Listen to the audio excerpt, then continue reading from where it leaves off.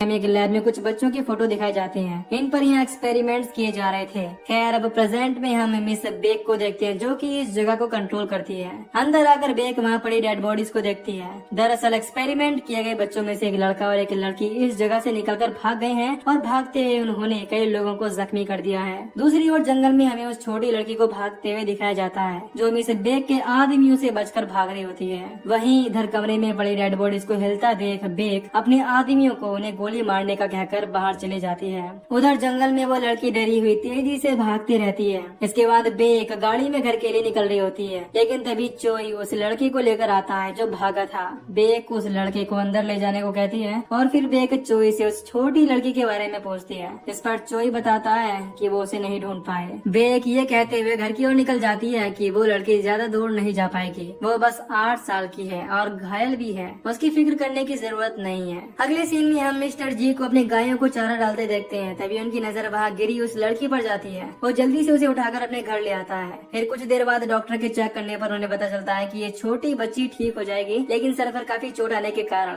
इसकी याददाश्त आने की कोई गारंटी नहीं है। फिर डॉक्टर के जाने के बाद जी की वाइफ काफी देर उस लड़की के पास बैठी रहती है, क्योंकि उनका भी कोई बच्चा नहीं था, इसीलिए वो उस लड़की को अडॉप्ट कर लेते हैं। अब कहानी 10 साल बाद शिफ्ट होती है। वो छोटी लड़की अब काफी बड़ी हो चुकी है और उसका नाम जायून है। जायून अपनी गायों के लिए चारा लेने जाती है, जहाँ शॉपकीपर उसकी पहली काफी उधारी होने के कारण जायून को और चारा देने से मना कर देता है। लेकिन शॉपकीपर के बेटे को जायून पर क्रश होता है, इसीलिए वो उसके ट्रक में चारा लोड कर देता है और जायून भी जल्दी से घर के लिए निकल जाती है। इसके बाद घर पहुँचने पर जायून के डैड उसे इस तरह फिर कभी चारा लेने से मना करते हैं। अंदर आकर जायून कुछ देर अपनी माँ से बातें करती है, जिन्हें अब अल्जाइमर की बीमारी हो गई है, जिसकी वजह से वो कई बार ये तक भूल जाती है कि उन्होंने खाना खाया है या नहीं। इसके बाद जायून सबके लिए खाना बनाती है और टेबल पर खाना खाते हुए उसके डैड बताते हैं कि मैं 2 गाय बेच रहा हूँ, क्योंकि बिना चारे के वो भूखी मर रही हैं। दरअसल मिस्टर जी के पास अब पैसे नहीं बचे हैं, क्योंकि उनकी वाइफ के इलाज में बहुत खर्च हो रहा था। फिर रात होने पर जायून को नहाते हुए सर में बहुत दर्द होने लगता है। फिर तभी वो ठीक हो जाता है, इसीलिए वो उस पर ज्यादा ध्यान नहीं देती।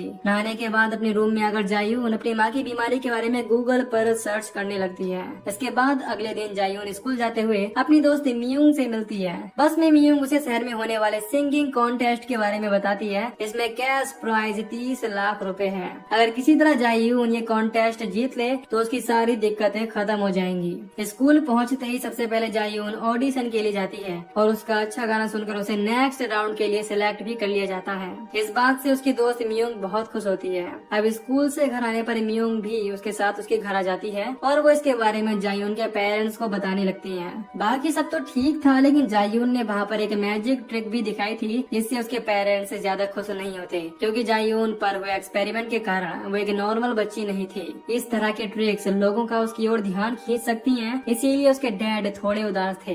खैर अब अगले दिन जायून और मियोंग सुबह सुबह अगले राउंड के लिए ट्रेन से सियोल के लिए निकल जाते हैं। बीच सफर में उन्हें एक लड़का मिलता है जो उनके ठीक सामने बैठा था। उसका नाम नोबल मैन था और वो कहता कि मैं जायून को जानता हूँ, लेकिन जायून को इस बारे में कुछ भी याद नहीं था, क्योंकि वो इस नोबल मैन को नहीं जानती। दरअसल ये लड़का वही है जिसे उस दिन चोई ने पकड़ा था। दरअसल ये भी जायून की तरह कोई नॉर्मल लड़का नहीं है। खैर उसके अजीब बर्ताव से जायून थोड़ा डर जाती है और उसके बाद वो फिर मिलेंगे कहकर वहाँ से चला जाता है। अब जाते हुए ट्रेन के अगले डब्बे में उस लड़के की एक आदमी से लड़ाई हो जाती है, इसीलिए उसे मार कर ट्रेन से बाहर फेंक देता है। अब अगले सीन में जायून और मियोंग स्टेशन से टैक्सी करके कॉन्टेस्ट वाली जगह पहुँच जाते हैं। एक कंटेस्टेंट के बाद अगला परफॉर्मेंस जायून का होता है। मियोंग साइड में खड़ी अपने दोस्त को चीयर कर रही होती है। दूसरी ओर चोई और मिस बेक भी जायून के परफॉर्मेंस को देख रहे होते हैं। मिस बेक कहती है कि मैं श्योर हूँ कि ये वही लड़की है जो लैब से भागी थी।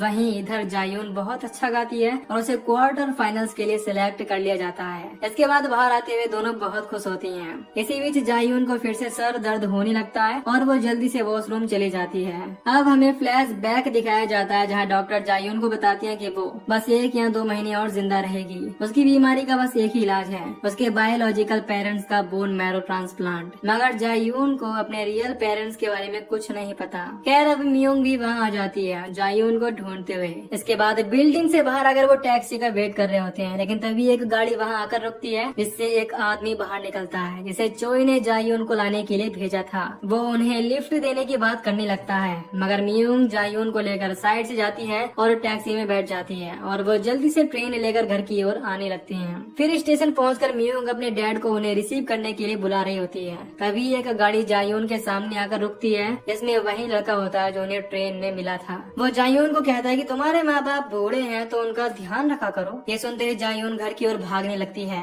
इधर मियोंग अपने डैड को भी वह बुला लेती है और वो भी जायून के साथ उसके घर पर आ जाती है। वो दोनों घबराए हुए जल्दी से घर पहुँचते हैं और घर पर मियोंग और जायून के डैड बैठे चेस खेल रहे होते हैं। सब ठीक देखकर जायून को सुकून मिलता है। फिर जाते हुए मियोंग के डैड जायून से नोवेल मैन के बारे में पूछते हैं, क्या तुम उसे जानती हो? जब मैं यहाँ आया था तो उसकी गाड़ी तुम्हारे घर के बाहर खड़ी थी। इस पर जायून कहती है कि पता नहीं, शायद वो मुझे कोई और समझ रहा है। दूसरी ओर रात के वक्त हम प्रोफेसर हैन को गाड़ी में खड़ाते हुए देखते हैं। प्रोफेसर हैन देखते हैं कि उसके गार्डन की लाइट्स ऑन है, मगर वो तो घर से बाहर थे, जिसका मतलब है कि जरूर उनके घर में कोई आया है। प्रोफेसर हान मिस बेक के साथ सालों पहले काम किया करते थे लैब में। फिर गार्डन में जाने पर उन्हें वहाँ नोवेल मैन के दोस्त मिलते हैं। उन्होंने प्रोफेसर की पूरी फैमिली को मार दिया था। इसके बाद वो प्रोफेसर को भी मार देते हैं क्योंकि उसने ही मिस बेक के साथ मिलकर उन पर एक्सपेरिमेंट किए थे। वहीं उधर बाहर नोवेल मैन प्रोफेसर के ड्राइवर को उसके हाथों से शूट कर देता है, यानी कि अपनी पावर का यूज करके। अब अगले दिन चोई और मिस बेक बैठे ब्रेकफास्ट कर रहे होते हैं। इसीलिए बेक चोई को कुछ दिनों के लिए कहीं बाहर घुमाने को कहती है, क्योंकि वो बताती है कि हेडक्वार्टर से ऑर्डर आया है,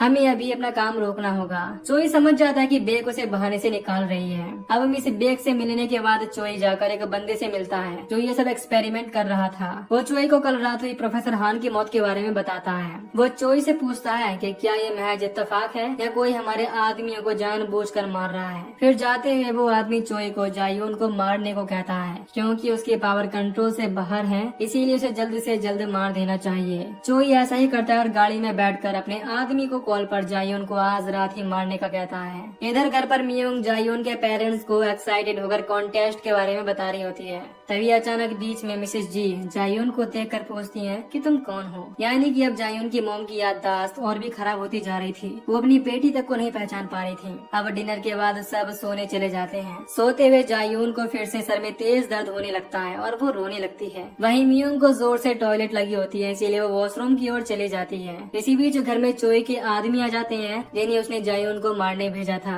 इधर सोते हुए जायून को अचानक बाहर से आवाज आती है और जैसे ही वो देखने बाहर आती है तो एक आदमी उसके सर पर गन पॉइंट कर देता है और वहाँ कुछ लोगों ने मियोंग को भी पकड़ा हुआ था। फिर एक आदमी जायून से बात करने पर उसके सामने आता है और अपने चेहरे का निशान दिखाकर कहता है कि ये तो याद ही होगा तुम्हें, ये निशान तुमने ही मुझे दिया था। लेकिन जायून को कुछ याद नहीं आता और वो पूछती रहती है कि आप सब कौन हैं। फिर वो आदमी जायून को उत्सुक करने के लिए उसके दोस्त के गले पर धीरे धीरे चाकू गाड़ने को कहता है। ये सब देखकर अचानक जायून अपने आप से बाहर हो जाती है और वो साइड में खड़े आदमी की गन लेकर उन सब को शूट कर देती है और फिर उस आदमी को भी मार देती है जो उससे बातें कर रहा था। तभी नोवेल मैन वहाँ अपने दोस्तों के साथ आ जाता है और इतनी सारी लाशों को देखकर कहता है, तो तुम लड़ना भूली नहीं हो। खैर अब तुम्हें थोड़ा बहुत तो याद आ ही गया होगा। लेकिन इधर जायून बिल्कुल ब्लैंक खड़ी होती है, उसे कुछ समझ नहीं आ रहा होता और वो नोवेल से पूछने लगती है कि तुम कौन हो और मेरे बारे में कैसे जानते हो। नोवेल मैन जायून और उसकी दोस्त को जायून की पावर का एहसास दिलाने के लिए बताता है कि जायून बहुत कम पढ़ती है, मगर फिर भी वो क्लास में फर्स्ट आती है और अब वो सिंगिंग कॉन्टेस्ट में भी सबसे अच्छा कर रही है।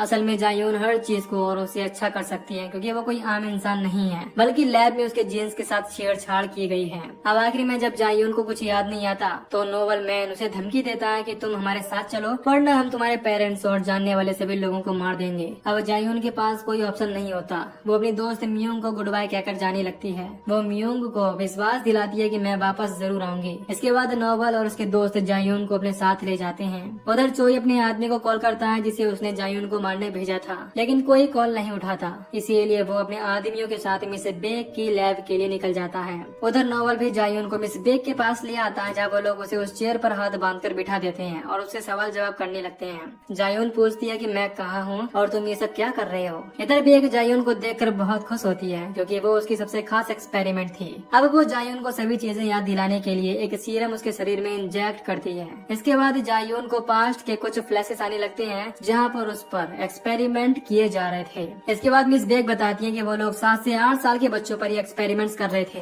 ताकि उन्हें पावरफुल बनाया जा सके। और जायून एक लौती ऐसी बच्ची थी जो परफेक्शन के बिल्कुल पास थी। जायून हद से ज्यादा पावरफुल हो गई थी, इसीलिए हेडक्वार्टर्स को डर हो गया कि वो जायून को कंट्रोल नहीं कर पाएंगे, इसीलिए वो सभी बच्चों को मारने लगे। मगर जायून उस रात लैब से बचकर भाग गई और उसने सामने आने वाले हर आदमी को मार दिया। इन सब बातों के बीच जायून को फिर से सर में दर्द होने लगता है और उसकी नाक से खून आने लगता है। मिस बेक जायून की ऐसी हालत देख अपने आदमी को उसे एंटीडोट देने का इशारा करती है। अब ड्रग इंजेक्ट करते ही जायून फिर से बिल्कुल सही हो जाती है। इसके बाद मिस बेक उसे बताती है कि तुम्हारी पावर बहुत ही ज्यादा है, इसकी वजह से तुम्हें सर में दर्द होता है, लेकिन इस ड्रग के बाद अब 1 महीने तक तुम बिल्कुल ठीक रहोगी, यानी तुम्हें हर महीने इस ड्रग की जरूरत पड़ेगी वरना तुम मर जाओगी। दूसरी ओर ड्रग इंजेक्ट होते ही जायून एकदम अलग तरह बात करने लगती है। उधर नोवेल समझ जाता है कि जायून अब तक सब कुछ भूलने का नाटक कर रही थी, जबकि उसे असल में यह ड्रग चाहिए था। इधर जायून सबको मारने लगती है और उस चैम्बर की छत तोड़कर मिस बेक के ठीक सामने आ जाती है। यहाँ हमें समझ आता है कि जायून कभी कुछ भूली ही नहीं थी। वो जानती थी कि अगर उसे अपनी बीमारी का इलाज कराना है तो वो बस उसके असली पेरेंट्स के बोन मैरो ट्रांसप्लांट से हो सकता है, और क्योंकि उसे नहीं पता कि उसके पेरेंट्स कहाँ हैं, तो बस मिस बेक ही उसे बचा सकती हैं। इसके बाद जायून बेक के पैर पर गोली मार देती है और उससे उसे ड्रग का फॉर्मूला पूछने लगती है। वहीं दूसरी ओर चोई भी अपने आदमियों के साथ वहाँ पहुँच जाता है और अंदर आते ही उसका सामना नोवेल और उसके दोस्तों से होता है। नोवेल अपने 2 दोस्तों को वहाँ छोड़कर मिस बेक की ओर जाने लगता है क्योंकि वहाँ जायून है। इधर चोई भी अपने आदमियों को लड़ाई संभालने के लिए छोड़कर अंदर बेक को ढूंढने चला जाता है क्योंकि उसने उसे टीम से निकाल दिया था। इधर चोई और नोवेल के जाने के बाद नोवेल की दोस्त वहाँ आती है और वो चोई के सभी आदमियों को अपनी पावर से बड़ी आसानी से मार देती है। दूसरी तरफ जायून बेक को घिसटते हुए ले जा रही होती है। तभी अचानक से नोवेल वहाँ आकर जायून को जोर से धक्का मारता है। खड़े होने के बाद जायून कहती है कि तू तो पहले से ज्यादा स्ट्रांग हो गया है, लेकिन मेरा मुकाबला अब भी नहीं कर पाएगा, और वो दोनों लड़ने लगते हैं। नोवेल जल्द ही समझ जाता है कि वो जायून को टक्कर नहीं दे सकता और जायून उसे फेंक देती है। इधर जायून घिसट कर जाती हुई बेक के दूसरे पैर पर भी गोली मार देती है ताकि वो भाग न सके। फिर लैब के अंदर आकर जायून नोवेल को मारने लगती है। वो उसे जान से मारने वाली होती है कि तभी चोई आकर उसे शूट कर देता है। चोई को देख बेक कहती है कि चोई इन दोनों मॉन्स्टर्स को मार दो। तभी पीछे से नोवेल की दोस्त बेक को मारने आती है, इसीलिए चोई उसे शूट कर देता है और फिर बेक को भी मार देता है क्योंकि वो उसे इतने साल ईमानदारी से काम करने के बाद भी टीम से निकाल रही थी। इसके बाद नोवेल की दोस्त फिर से चोई की ओर आती है, इसीलिए वो उसे कई सारी गोलियां मारता है और जैसे ही पीछे मुड़कर जायून को देखता है तो वो वहाँ नहीं होती। जायून चोई के पीछे आ जाती है और फिर बड़ी आसानी से उसे मार देती है क्योंकि वो बहुत पावरफुल थी। इधर नोवेल भी अब खड़ा हो जाता है और वो जायून को अपनी बातों में उलझाता है ताकि उसकी दोस्त पीछे से जायून को मार सके, लेकिन उन्हें जायून की पावर का अंदाजा नहीं होता और जायून पीछे से ही उसकी दोस्त के सर को पकड़ लेती है और फिर कुचलकर मार देती है। अब सिर्फ जायून और नोवेल ही बचे थे। जायून उससे ड्रग के और सैंपल कहाँ मिलेंगे पूछती है और जब वो नहीं बताता तो वो उसे भी मार देती है। इसके बाद जायून उसे ड्रग के सभी 10 सैंपल लेकर घर आ जाती है, मगर वो देखती है कि उसके घर के बाहर पुलिस है, इसीलिए वो कुछ देर बाद घर जाती है और अपने डैड को उनमें से 8 सैंपल अपनी मॉम के लिए देती है ताकि उसकी मॉम अगले 8 महीनों तक ठीक रहे। यहाँ हमें पता चलता है कि जायून के पेरेंट्स को पहले से ही उसकी पावर्स के बारे में पता था क्योंकि बचपन में वो डॉग्स और गायों को मार दिया करती थी। अब जाते हुए उसके डैड कहते हैं कि जायून फर्क नहीं पड़ता तुम कहाँ पैदा हुई, लेकिन हमने तुम्हें प्यार करना सिखाया है। अपने अंदर के जानवर को खुद पर हावी मत होने देना। इसके बाद जायून अपनी दोस्त मियुंग को हॉस्पिटल देखने जाती है। अब कहानी के आखिर में हम जायून को बेक की जुड़वा सिस्टर के साथ देखते हैं। उसने बेक से जायून के बारे में बहुत कुछ सुना था। दरअसल जायून यहाँ अपनी बीमारी के लिए परमानेंट ड्रग बनवाने आई होती है और इसी के साथ ये मूवी यहीं पर खत्म हो जाती है।